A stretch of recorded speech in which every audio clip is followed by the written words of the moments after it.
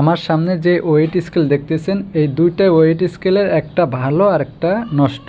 একটা ওয়েট ঠিক হয় আর একটা ওয়েট ঠিক হয় না।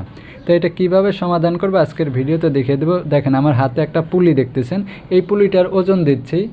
পুলিটার ওজন দিচ্ছি 0. এখানে আসে 2332, 0.2332 দেখাচ্ছে। আমি এখন যদি এই ওয়েট স্কেলে যদি আমি পুলিটা রাখি তাহলে কত দেখায় দেখি। এখানে রাখলে কিন্তু 0 দেখাচ্ছে, তার মানে এখানে কিন্তু কোনো পয়েন্ট উঠতেছে না, মানে কোনো গ্রাম কেজি উঠতেছে না, জাস্ট ওয়েট যা কোনোটাই উঠতেছে না, জাস্ট এটাই খালি সঠিক দেখাচ্ছে। এই ওয়েট স্কেলটা ভালো, এর জন্য এখানে দেখাচ্ছে 0.2332। আর এখন আমি আরেকটা ওয়েট দিয়ে দিয়েছি, এখানে দেখাচ্ছে হলো 1 কেজি 600 গ্রামের উপরে আর কি।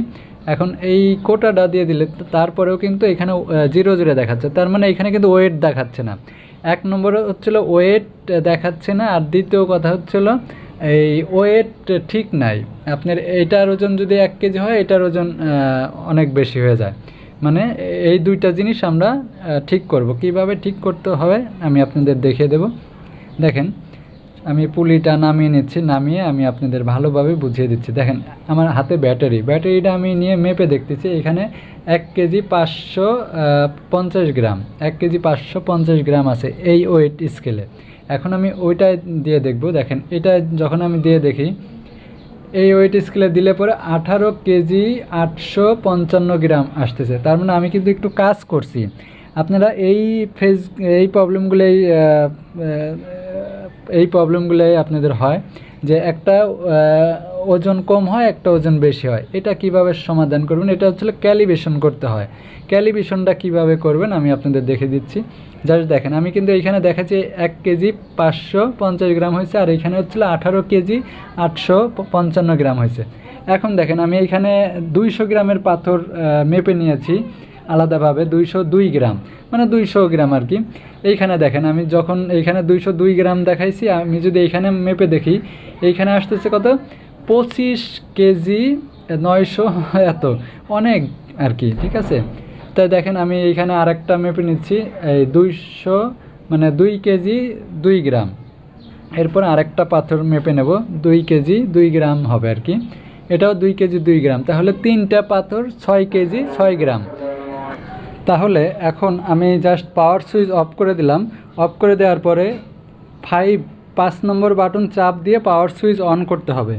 দেখেন 5-এ চাপ দিয়ে পাওয়ার সুইচ অন করলাম। অন করার পর উপরে দেখেন 50 আছে, এখানে আমার 6.0 করে দিতে হবে। এখানে 0 বাটন চাপ দিলে এখানে 6.0, দেখেন এখানে 6.0 চলে আসছে। এখন টিরেতে চাপ দিলে এখানে আপনার 0.1 করে দিতে হবে। এইখানে আমি 0.1 করে দিলাম। এখন পাওয়ার সুইচটা অফ করে দিতে হবে। দেখেন উপরে 6.0 করে দিচ্ছি, নিচে 0.1 করে দিচ্ছি। এখন পাওয়ার সুইচ অফ করতে হবে। অফ করার পর 3 নম্বর বাটন চাপ দিয়ে পাওয়ার সুইচ অন করতে হবে। এটা কিন্তু ক্যালিব্রেশন করা হচ্ছে, ঠিক আছে। এখন 3 নম্বর বাটন চাপ দিয়ে পাওয়ার সুইচ অন করলাম। অন করার পর দেখেন এখানে CAL 0, এখানে আপনি 0 করে দিতে হবে। চাপ দিয়ে এই যে এখানে চাপ দিলাম, এখানে 0 হয়ে যাবে। 0 হয়ে এখানে 200 মানে 2 কেজি। এখন 2 কেজি ওয়েট দিতে হবে। এই যে আমি 2 কেজি ওয়েট দিলাম। ওয়েট দেওয়ার পর আবার 0-তে প্রেস করতে হবে। 0-তে প্রেস করলে পরে এখন 4 কেজি চলে আসবে।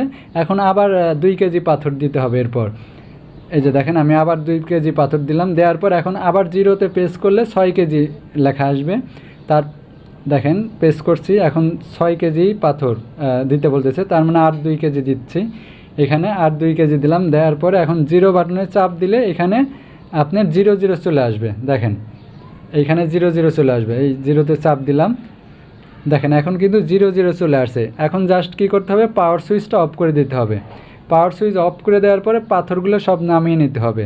দেখেন পাওয়ার অফ করে দিয়ে পাথরগুলো নামিয়ে নিলাম। নামিয়ে নেওয়ার পরে এখন জাস্ট 6 নম্বর বাটন চাপ দিয়ে পাওয়ার সুইচ অন করতে হবে। মানে 6 নম্বর বাটন চাপ দিয়ে পাওয়ার সুইচ অন করতে হবে। তারপর আমি আপনাদের দেখাচ্ছি।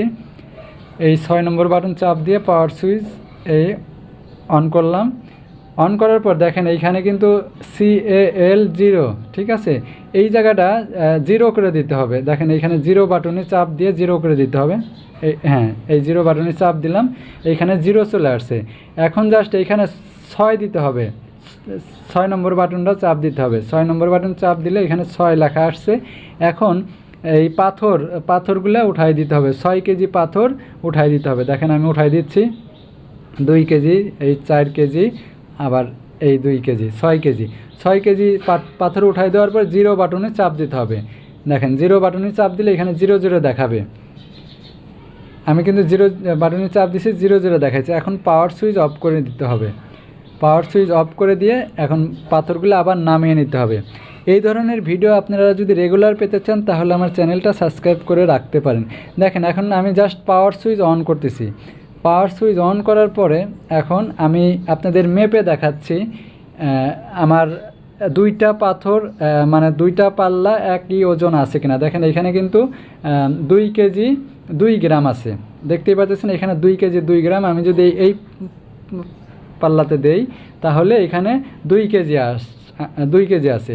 কারণ 1 গ্রাম 2 গ্রাম এদিক সেদিক ওটা ব্যাপার না, মানে পয়েন্ট, এই পয়েন্টগুলো ব্যাপার না।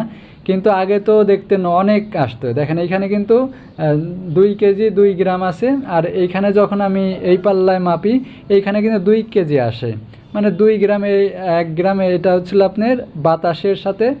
এই যে এখন কিন্তু 2 কেজি 1 গ্রাম এই বাতাসের সাথে আপ ডাউন করে। ঠিক আছে, তাহলে আপনারা বুঝতে পারছেন যে এটা ওয়েট স্কেল যদি আপনার অ্যাব নর্মাল হয়ে যায় সেই ক্ষেত্রে কিভাবে আপনারা ঠিক করবেন, আর যদি ওজন ঠিক মতো না হয় সেইগুলো কিভাবে ঠিক করবেন। তা ভালো থাকবেন সবাই, সুস্থ থাকবেন। আজকের মতো এখানেই বিদায় নিচ্ছি। পরবর্তী ভিডিও দেখার জন্য আমন্ত্রণ রইল। আল্লাহ হাফেজ।